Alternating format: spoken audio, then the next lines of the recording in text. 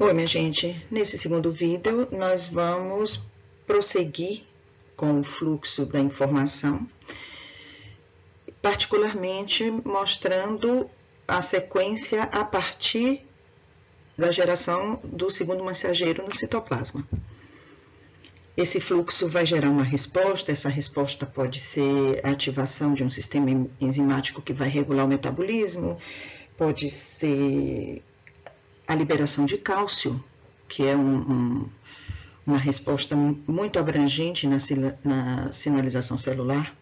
Pode ser o DNA, ativando ou regulando a transcrição. Então, nós veremos através de alguns exemplos como é que isso acontece e vamos ter oportunidade de detalhar alguns eventos, algumas interações moleculares que permitem esse fluxo e essa propagação. A transmissão através do citoplasma, ela tem direcionamento e tem especificidade. E ela se faz por uma sucessão de interações de peptídeos e proteínas ajustados numa complexa rede. E é por isso que nós vamos recorrer a mais uma analogia, imaginando que um sinal que foi gerado, para quem conhece a topografia de Salvador, aqui nesse ponto, Farol da Barra, mas que se destina a uma resposta nesse outro ponto, que é o aeroporto, esse sinal pode percorrer essa via, que é a via da orla, mas também ele pode passar por uma via interna, Avenida Garibaldi, Avenida Paralela, quem sabe, através da Cidade Baixa, aquelas novas artérias que também chegam ao mesmo ponto.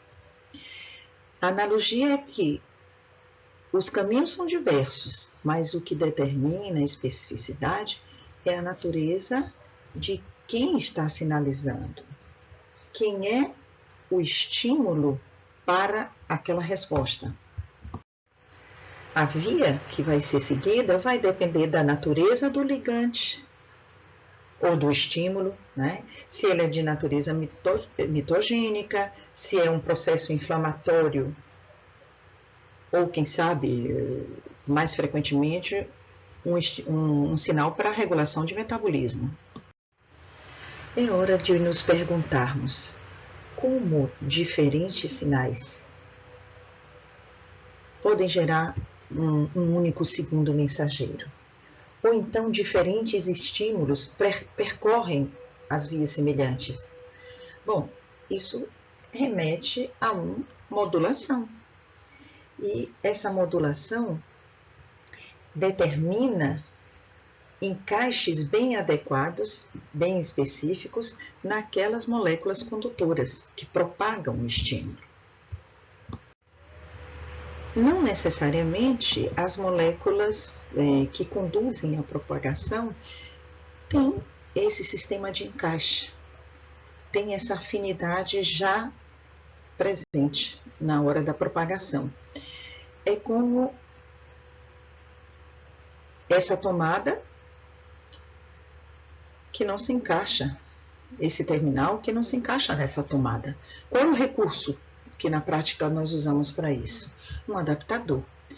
Então, ao longo das vias de sinalização, muitos dos peptídeos, muitas das proteínas são proteínas cuja função é ajustar, é adaptar a transmissão do sinal. Essa propriedade de aproximar, de criar afinidades com os domínios entre as diversas proteínas das vias de sinalização, especificamente das proteínas adaptadoras, nos permite uma nova analogia, que é essa com o velcro. Gente, nós vamos voltar agora a brincar de Lego. Mas vejam que para que as peças do Lego se encaixem, existe uma certa especificidade. Para que as peças das proteínas se encaixem, existem domínios de interação. Esses domínios têm sequências, têm motivo estrutural que é específico. Às vezes esse motivo é dado por uma sequência de prolina, outras vezes uma sequência ultrapeptídica ou uma ligação covalente. O mais frequente é a ligação com fosfato, pela ação das sinases. Mas também pode ser uma ligação com um nucleotídeo que torna aquela proteína, induz naquela proteína uma mudança conformacional. Veremos que o GTP faz esse papel.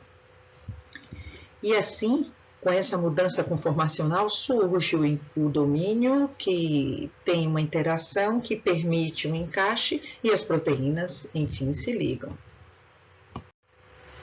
E antes de percorrermos essas vias sinalizadoras, vale uma parada para a gente nominar certos intermediários, certas proteínas adaptadoras e outras moléculas que são conhecidas por nomes muito ricos em siglas, em códigos, como é o caso da proteína Ras. Essa já foi apresentada, ela pertence à superfamília das proteínas G. Tem uma afinidade pelo GTP, ligada ao GTP, adota uma determinada conformação que a faz interagir com outra. Ras é a sigla de sarcoma vírus de rato. Aliás, grande parte desse léxico decorre do fato dessas proteínas, desses peptídeos, serem expressos por oncogenes e terem sido detectados em estruturas virais. Essa é outra também muito ativa, muito famosa, que é a SARC. Ela é uma tirosina sinase. O SARC é o termo que vem do sarcoma de Rous. Na sua estrutura, ela tem dois domínios. O domínio de homologia, a SARC 2, e o domínio de homologia de SARC 3. O primeiro tem como substrato uma outra proteína, que é a proteína ligadora do receptor do hormônio do crescimento, Bind Receptor Growth.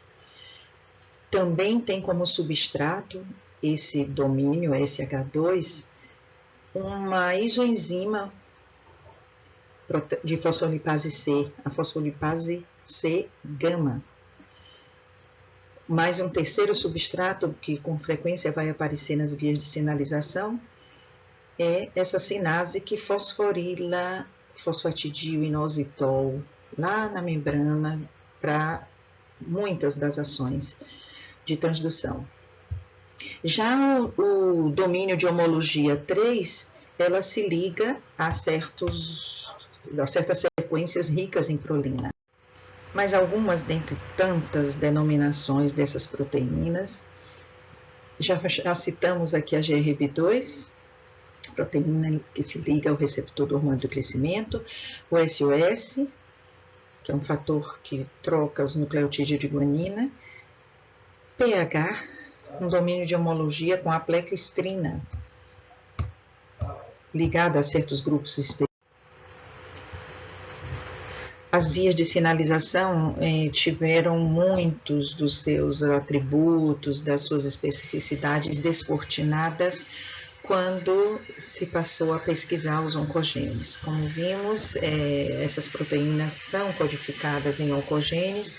Oncogenes, eu acho essa imagem muito sugestiva, aqueles genes que têm atributos inocentes, mas que por determinados desequilíbrios e sinais podem adotar novos atributos que vão certamente perturbar a função celular, principalmente promovendo desequilíbrio nessa sinalização com ação mitogênica exacerbada.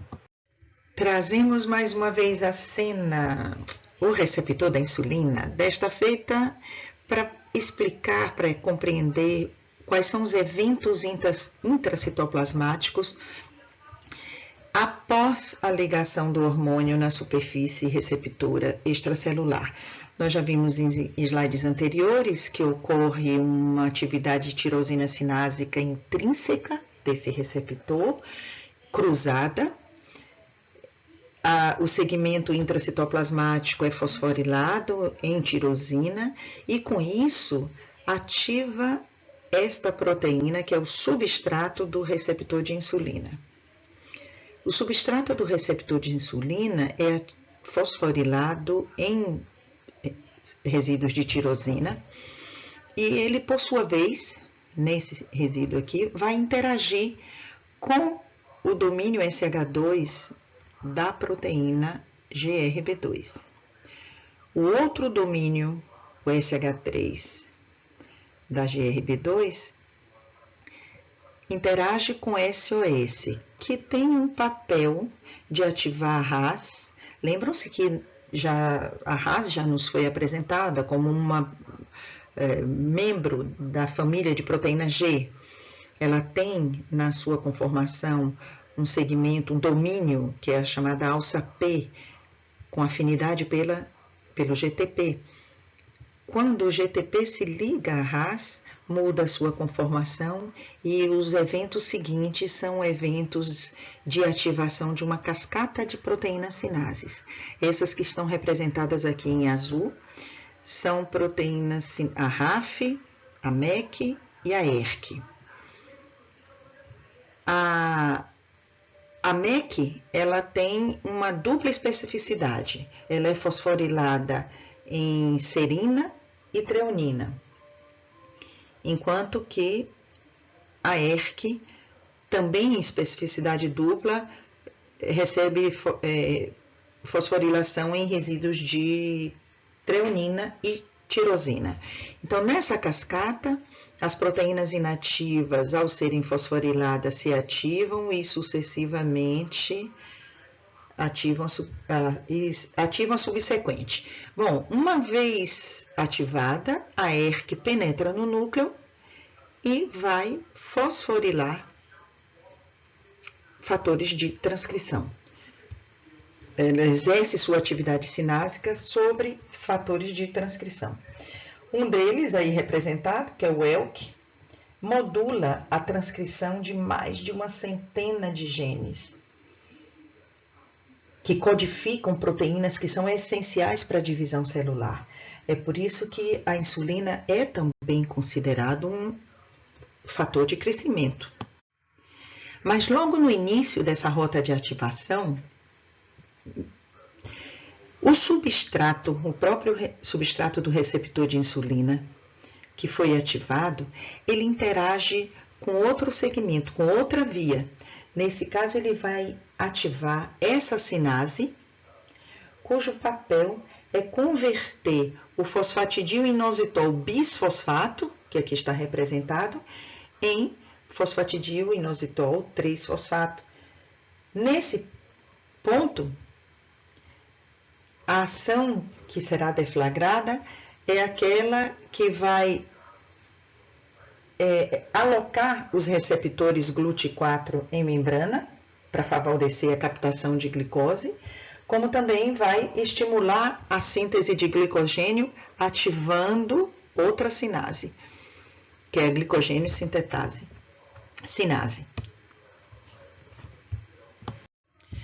Mais um exemplo de sinalização com atividade mitogênica, dessa feita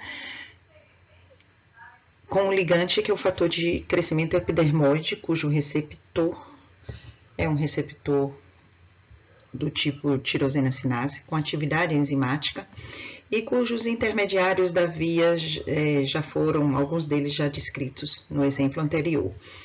Só chamo a atenção aqui que na tríade de proteínas sinases, que começa com a RAF, depois a MEC, a MAPK, ou a proteína sinase ativada por mitogênio, é a mesma ERK do exemplo anterior.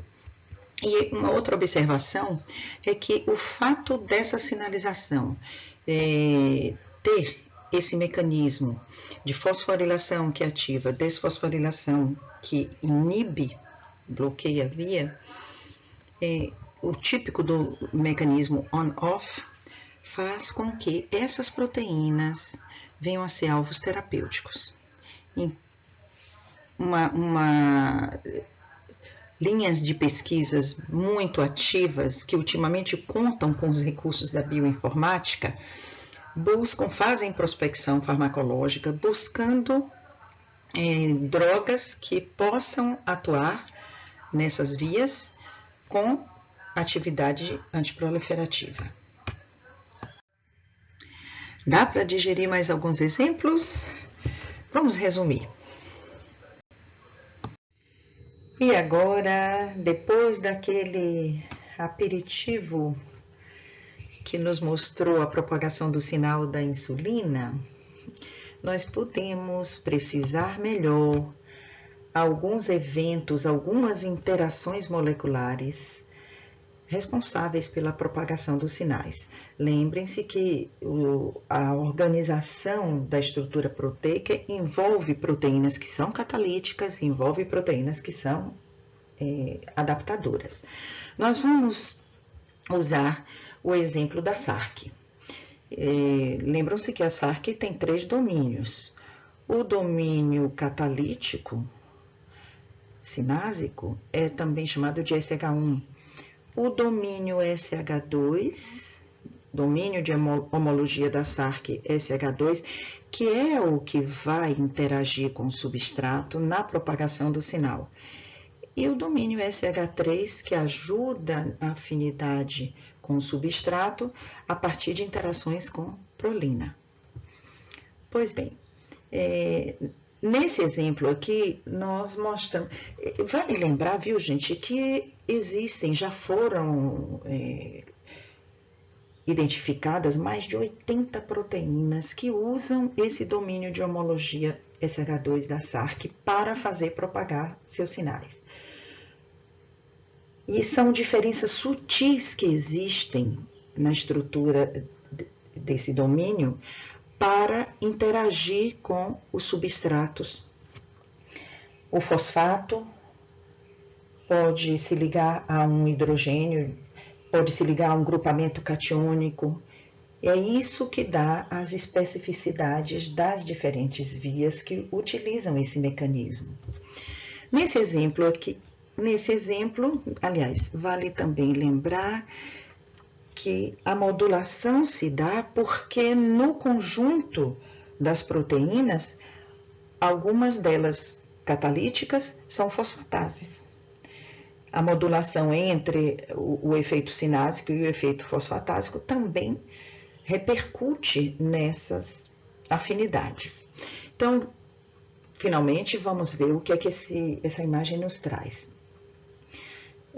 Ela representa aqui a variação entre o estado inativo da SARC e o estado ativo. E chama atenção para 2 resíduos de tirosina, o Y é tirosina, o 416 e o 527. Vejam que o resíduo de tirosina aqui está interagindo com o domínio SH2. Ela está inativa. Mas se um sinal chega lá na membrana, se acopla no receptor, vai desencadear uma resposta que envolve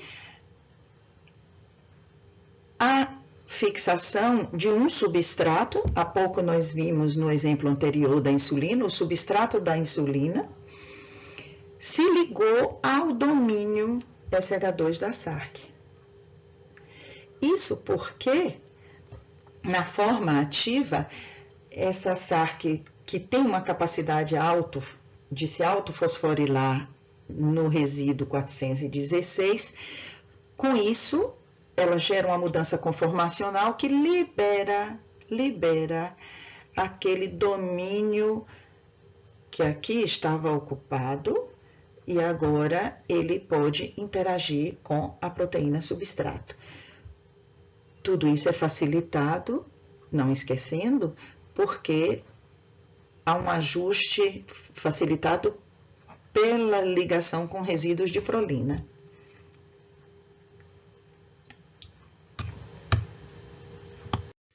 E nessa nova imagem, sempre detalhando como é o envolvimento da SARC com as proteínas, na transmissão do sinal, só que desta feita está invertido. Essa é a interação que denota ativação, e aqui é a forma inativa. Lembra-se que na forma inativa, não, o domínio de interação SH2 com o substrato está ocupado aqui com aquele resíduo tirosínico do domínio catalítico. Mas, se acontecer a ligação de um fator qualquer, um ligante qualquer lá na membrana,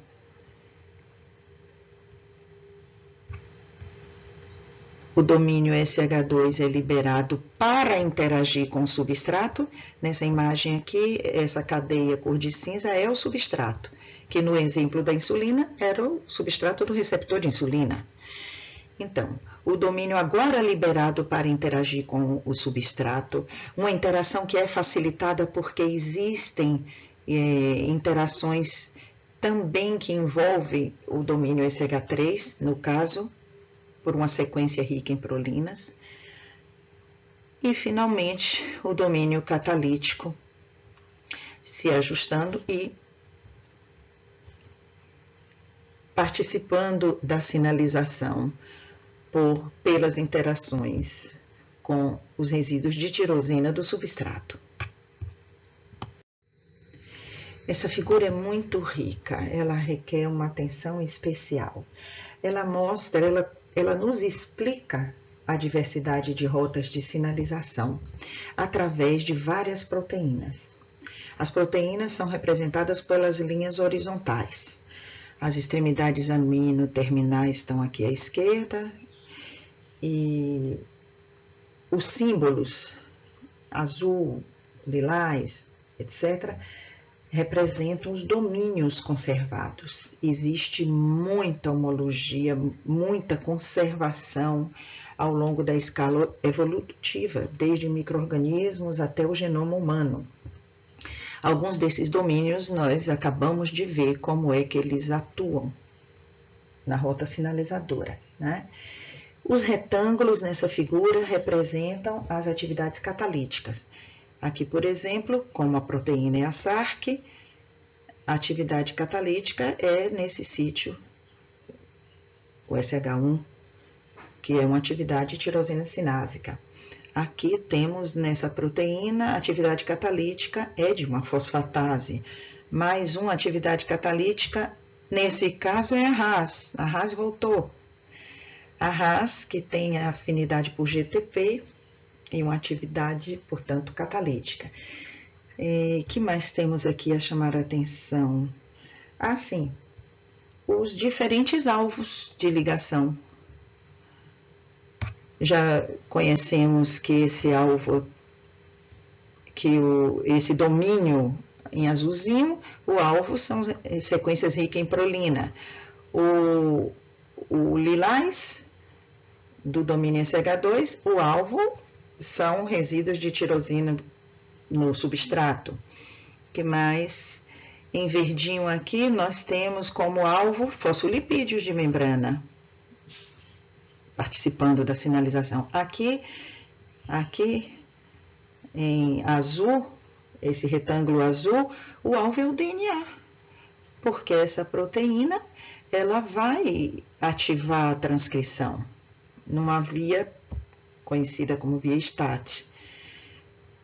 Pois bem, essa multivalência das proteínas sinalizadoras, possibilitando a montagem e a combinação de diferentes módulos,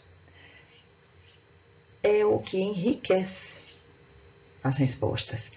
Cada combinação é apropriada para um sinal, ou para um tipo celular, ou para circunstâncias metabólicas específicas, o que faz gerar os diferentes circuitos e essa complexidade extraordinária. Uma observação também muito importante é que as interações dos diversos atores dessa propagação, particularmente das sinases que atuam em cascata, elas não ficam promovendo colisões aleatórias no espaço citoplasmático. Existem proteínas que permitem a ancoragem das sinases. Nesse exemplo, nós temos a ancoragem da MAP, na sequência da MAP, mas isso também acontece na sinase da glicogênio sintetase 3. E vejam que na hora que vem o estímulo, sempre o estímulo do ligante sobre o receptor, o que já vimos, uma sequência em cascata de ativação de atividade sinásica faz com que a RAF ativada fosforile a MEC ou MAP, que fosforila a ERK, né, que vai adiante interagir com a transcrição do DNA. Essa seria a resposta. Mas essa resposta também se dá por feedback, porque a ERK agora vai fosforilar o sítio da primeira das enzimas, da primeira das sinases, da RAF.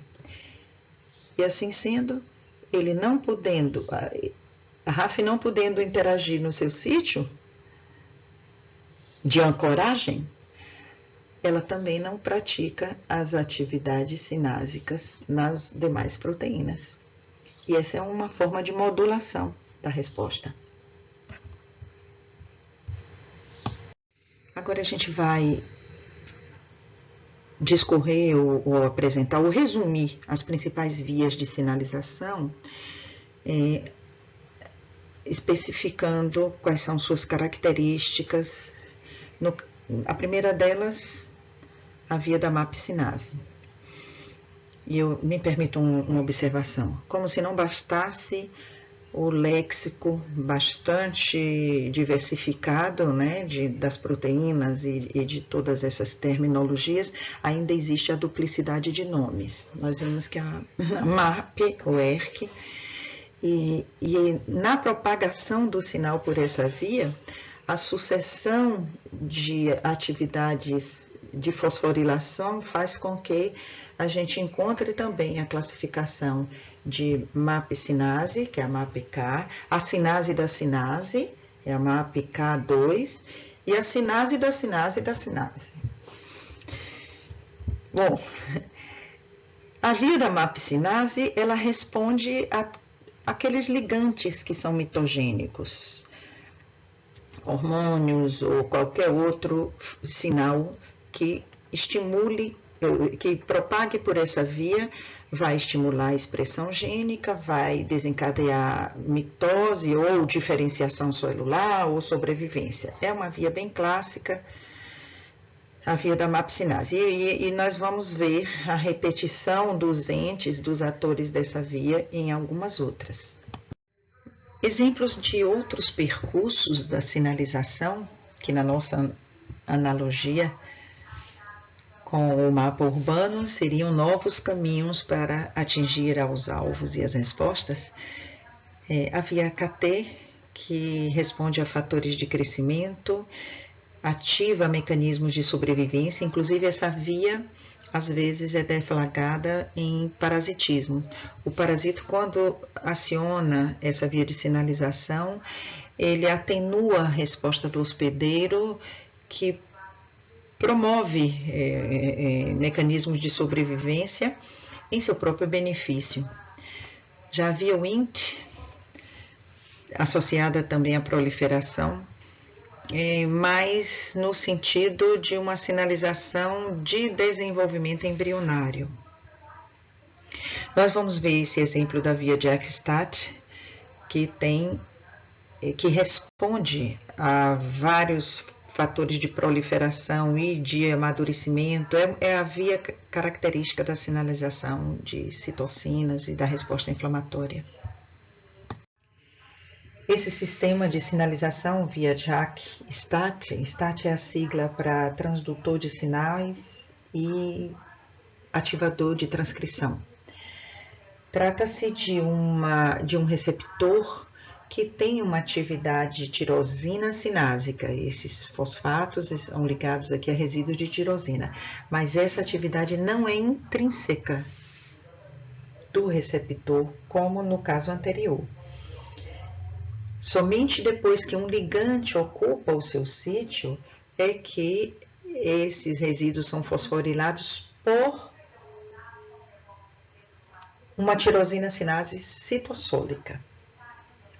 É uma via voltada para a resposta imunológica, para a diferenciação celular. Nesse exemplo, o ligante é a eritropoietina. Sempre que o ligante se associa no receptor, este é dimerizado e prossegue na sua rota de sinalização até o núcleo, como o nome sugere. Lá no núcleo, ele vai ativar transcrição de várias proteínas voltadas para a diferenciação celular.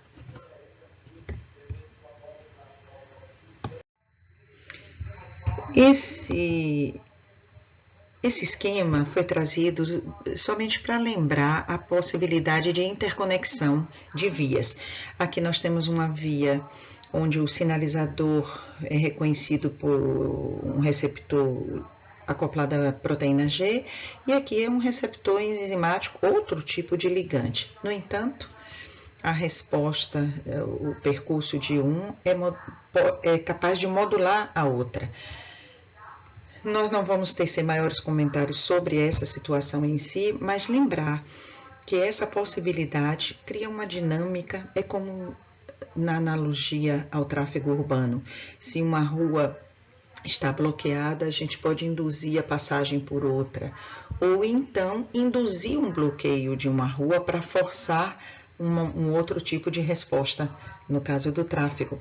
É o que eu quis trazer aqui com essa representação, o que cria uma perspectiva muito grande, inclusive para desenvolvimento de fármacos. Durante todos os exemplos que nós temos aqui, essa propagação do sinal citoplasmático a partir do receptor enzimático, nós dizíamos que o destino era o DNA e que aquela sinalização iria proporcionar uma ativação ou reprimir a transcrição gênica. Bem, não é bem o escopo dessa aula, nem dessa unidade, abordar a regulação gênica. Mas eu vou trazer aqui 2 pequenos exemplos que podem ilustrar como a molécula de DNA, como o genoma reage a uma sinalização nesse aspecto de ativação ou de repressão da transcrição, tá? Os 2 exemplos aos quais eu me referia não são exatamente os exemplos de dançarinos, mas sim de 2 enzimas. A primeira, aquela que transfere um radical acetil para a estona, e a outra, a que desacetila essa estona. E isso me faz lembrar essa ação articulada, sincrônica, que tem os bailarinos num pas de deux. Vamos dar esse exemplo, esclarecendo melhor junto à estrutura, tá? Vocês se lembram que as estonas são proteínas catiônicas, o alto percentual de resíduos catiônicos, como arginina, histidina, lisina, faz com que essas proteínas sejam carregadas positivamente, enquanto o DNA é aniônico, a carga conferida pelos fosfatos. Daí, a atração eletrostática gerar essa estrutura nucleossômica. Pois bem, aqui estão representados alguns dos resíduos de lisina dessa molécula. Então, se a acetiltransferase transfere para aquele grupamento amínico terminal da lisina um radical acetil, desaparece o cátion, desaparece a atração eletrostática, Ao contrário, surge uma repulsão eletrostática que faz as fitas se abrirem. E uma vez desaparecida aquela atração eletrostática, pela adição das acetilas, o enrolamento se desfaz e facilita a chegada dos fatores que vão então transcrever a sequência gênica. Muitos dos sinais trazidos, inclusive por citocinas, a resposta inflamatória, se dá a partir da ativação da acetiltransferase, a estonacetiltransferase, que ao acetilar os radicais, lisina, desenrola, expõe a sequência que deve ser transcrita, fenômeno esse que é regulado também pela RNA polimerase e que é suprimido, silenciado, quando a desacetilase retira os radicais e a estrutura volta à sua conformação original, interrompendo, portanto, a transcrição. Outra interação molecular que pode regular esse mecanismo de transcrição é a alternância de metilação e demetilação. Então, são dois pequenos exemplos para mostrar como que uma ativação gênica pode resultar na transcrição ou inibir essa ativação, inibir essa transcrição.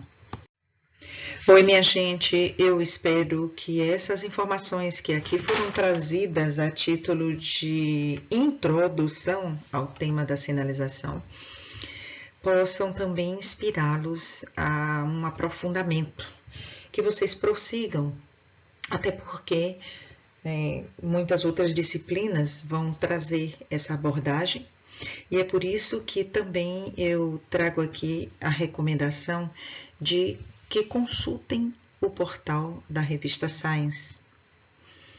Não somente muitos artigos científicos tratando da transdução de sinais, mas muito material didático, na forma de vídeos e de um glossário.